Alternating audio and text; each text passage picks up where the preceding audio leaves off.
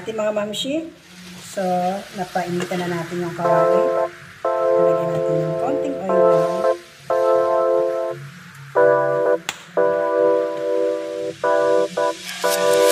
Pinitan mo na.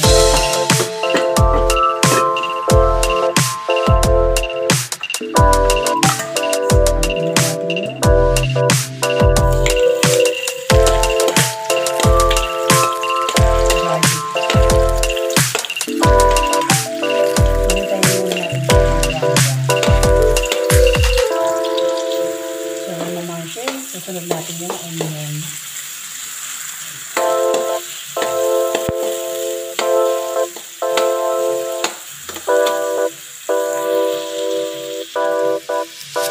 Ayan, susunod natin yung ginger.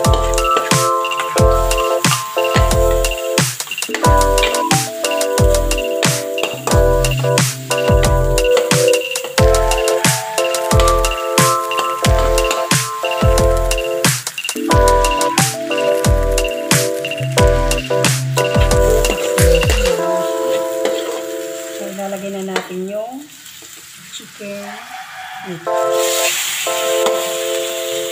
Ilagay na natin yung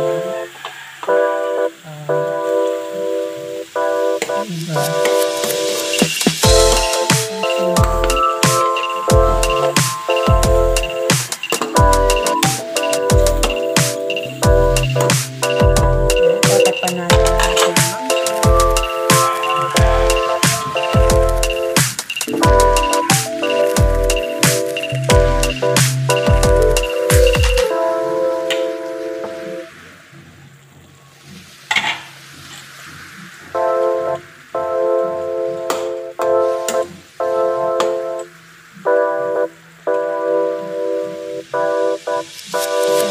lalagyan natin yung asin. Konti lang para malasa yun.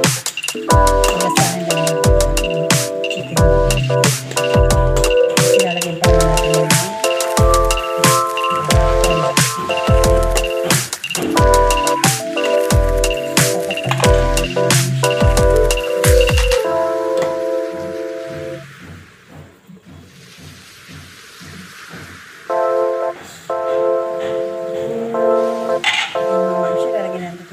konting tubig lang.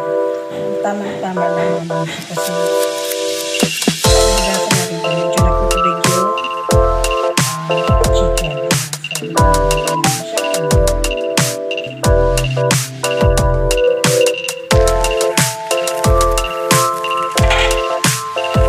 lalagyan na natin siya ng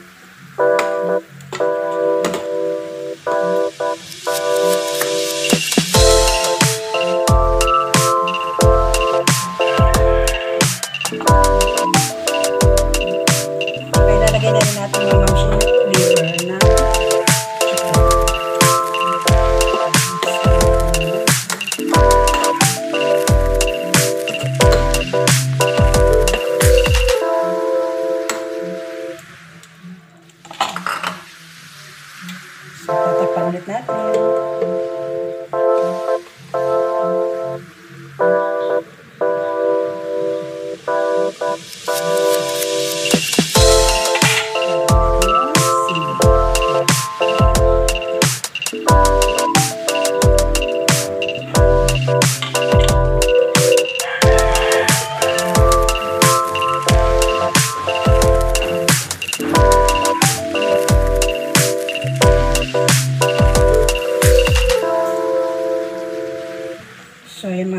lalagyan na natin yung gata.